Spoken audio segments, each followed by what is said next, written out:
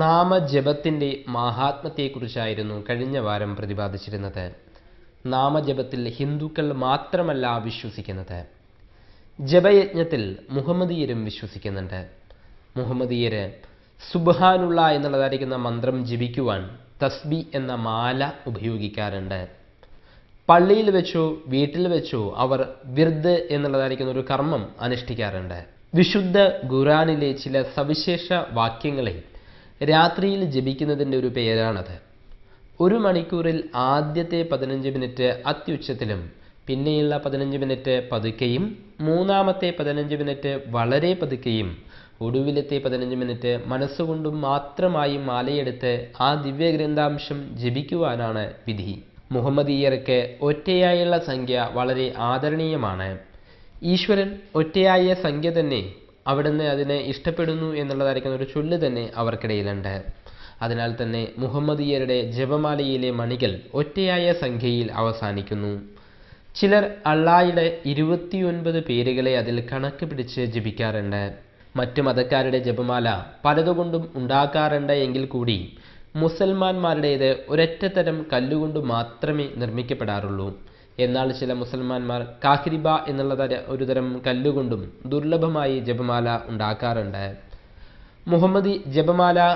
മുഹമ്മദീയരും ക്രിസ്ത്യാനികളും കൂടിയുണ്ടായ ഒരു കുരിശുയുദ്ധകാലത്ത് ജപം മാലയിൽ കണക്ക് പിടിച്ചുകൊണ്ട് വേണം എന്നുള്ളതായിരിക്കുന്ന ഒരു തത്വത്തെ ക്രിസ്ത്യാനികൾ മുഹമ്മദീയരിൽ നിന്നും മനസ്സിലാക്കി എന്നാണ് പറയപ്പെടുന്നത്. അപ്പോൾ എല്ലാ വിഭാഗങ്ങളും നാമജപത്തിൽ വിശ്വസിക്കുന്നുണ്ട് എന്ന് മനസ്സിലായല്ലോ. പക്ഷേ ഇങ്ങനെ സ്ഥിരമായി ജപിച്ചുകൊണ്ടിരുന്നാൽ മോക്ഷം കിട്ടുമോ? നമ്മുടെ കർമ്മം ചെയ്യാതെ സദാ ഈശ്വരനാമം ജപിക്കുന്നത് കൊണ്ട് എന്തെങ്കിലും പ്രയോജനം ഉണ്ടാകുമോ? ഇല്ല എന്നുള്ളത് തന്നെയാണ് വാസ്തവം. നാമങ്ങൾക്ക് മാഹാത്മ്യമുണ്ട് എന്ന് നിങ്ങൾ മനസ്സിലാക്കുന്നതോടൊപ്പം തന്നെ ഒരു കാര്യം കൂടി ഓർമ്മയിൽ വെക്കേണ്ടതായുണ്ട്. എളുപ്പത്തിൽ ഈശ്വരനാമം ജപിച്ച് ഭക്തനായി ചമഞ്ഞ് മോക്ഷം കൈക്കലാക്കി കളയാമെന്നുള്ളതായിരിക്കുന്ന വിചാരം വിഡ്ഢിത്തമാണ്.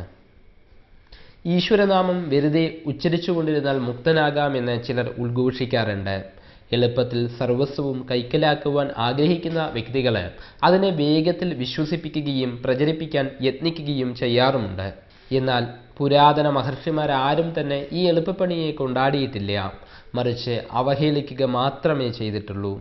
ക്രിസ്തുവും മുഹമ്മദ് നബിയുമെല്ലാം തന്നെ ആ ഹൈന്ദവ ഋഷിമാരെ അനുകൂലിക്കുകയാണ്. ഭക്തനാണ് എന്ന് നടിച്ച് ദേവാലയങ്ങളിലും മറ്റും ഇരുന്ന് ഈശ്വരനാമം ജപിക്കുന്ന വ്യക്തികളെ യേശു ക്രിസ്തു ശക്തിയിൽ തന്നെ അധിക്ഷേപിച്ചിട്ടുണ്ട്.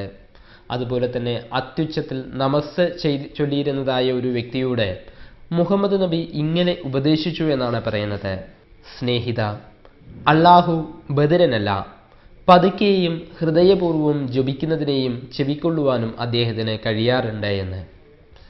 അപ്പോൾ നമ്മളുടെ പ്രാർത്ഥനയും ജപവുമെല്ലാം തന്നെ ഉറക്കെയാക്കാനല്ല നമ്മൾ ശ്രദ്ധിക്കേണ്ടത്, മറിച്ച് എത്രത്തോളം ആത്മാർത്ഥതയോടുകൂടി പൂർണ്ണതയോടുകൂടി ഈശ്വരനെ വിളിക്കുന്നുണ്ട് എന്നതിലാണ് നമ്മൾ ശ്രദ്ധ കൊണ്ടുവരേണ്ടത്. നിങ്ങളിൽ നിക്ഷിപ്തമായിരിക്കുന്ന കർമ്മം ചെയ്യാതെ ഈശ്വരനാമം ജപിച്ചിട്ടും വലിയ ഫലമൊന്നും തന്നെ ലഭിക്കില്ല. ജീവനോടെയുള്ളതായിരിക്കുന്ന തൻ്റെ മാതാപിതാക്കളെ പരിചരിക്കുവാൻ ശ്രമിക്കാതെ ദൈവനാമങ്ങൾ ഉറക്കെ ഉരുവിട്ടത് കൊണ്ട് മാത്രം പ്രയോജനമൊന്നും തന്നെ ഉണ്ടാകില്ലല്ലോ. നാമജപത്തെ പോലെ തന്നെ വ്രതങ്ങൾക്കും നല്ല പ്രാധാന്യമുണ്ട്. എല്ലാ മതക്കാർക്കും അനുഷ്ഠേയങ്ങളായിരിക്കുന്ന വ്രതങ്ങളുണ്ട്. അപ്രകാരമുള്ളതായിരിക്കുന്ന വ്രതങ്ങൾ കൊണ്ടുണ്ടാകുന്നതായിരിക്കുന്ന വിശുദ്ധി പ്രവചനാതീതമാണ്. ശരിയായ രീതിയിൽ വ്രതം അനുഷ്ഠിക്കുന്നതായിരിക്കുന്ന വ്യക്തികൾക്ക് മാനസികവും ശാരീരികവുമായിരിക്കുന്ന ഉണർവ് ഇഹലോകത്തിലും പരലോകത്തിലുമുള്ളതായിരിക്കുന്ന പുണ്യവും ഉണ്ടാകുന്നു. ഓരോ വ്രതവും നമ്മളുടെ പൂർവികർ ചിട്ടപ്പെടുത്തിയിരിക്കുന്നതിൻ്റെ പിന്നിൽ അനേകം രഹസ്യങ്ങളുണ്ട്. ഓരോ വ്രതത്തിൻ്റെയും സമയവും കാലവുമെല്ലാം തന്നെ ഇന്നിന്ന പ്രകാരമാകണം എന്ന് അവർ നിർദ്ദേശിച്ചതിന് പിന്നിൽ വ്യക്തമായിരിക്കുന്നതായ ചില ലക്ഷ്യങ്ങളുമുണ്ട്. ഒരു ഉദാഹരണം പറയുകയാണെങ്കിൽ, ഒട്ടുമിക്ക ഹിന്ദുക്കളും ഭക്തിയോടുകൂടി അനുഷ്ഠിക്കുന്ന വ്രതമാണല്ലോ ഏകാദശി വ്രതം എന്നുള്ളത്. ഭഗവാൻ വിഷ്ണുവിൻ്റെ പ്രീതിക്ക് വേണ്ടി എടുക്കുന്നതായിരിക്കുന്ന ഈ വ്രതം ഭക്തന് ശരിക്കും നല്ല ഒരു ഫലത്തെ തന്നെ കൊടുക്കുന്നുണ്ട്. ഏകാദശി നാളിൽ ചന്ദ്രന് ഭൂമിയുമായുള്ളതായിരിക്കുന്ന ഒരു കാന്തശക്തി പ്രസരണത്തിന് മുറുക്കവും വ്യാപ്തിയും കൂടുന്നതുകൊണ്ട് അത് നമ്മളുടെ ശരീരത്തിന് മുമ്പില്ലാത്ത വിധം ഒരു മാറ്റം വരുത്തും. ഈ മാറ്റം നിവൃത്തി മാർഗസ്ഥരുടെ ഉദ്ഗതിയെ സഹായിക്കുന്നതാണ്. ചന്ദ്രപക്ഷത്തിലെ 11-ാം ദിവസം മറ്റു ദിവസങ്ങളേക്കാൾ അധികം ജ്ഞാനാഭിവൃദ്ധിക്ക് പറ്റിയതാണ്. വെളുത്ത പക്ഷത്തിലെ ഏകാദശി നാളിലെ ഉപവാസം അന്തർജീവിതത്തിൽ മനുഷ്യന്റെ ഉദ്ഗതിയെ സഹായിക്കുന്നു.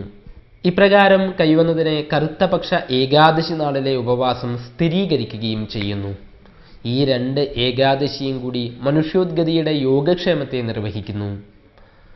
പരാഭക്തിയിൽ എത്തിച്ചേരുവാനുള്ളതായിരിക്കുന്ന വഴികളിൽ ചിലത് മാത്രമാണ് കഴിഞ്ഞ കുറേ വാരങ്ങളിലായി പ്രതിപാദിച്ചുകൊണ്ടിരുന്നത്.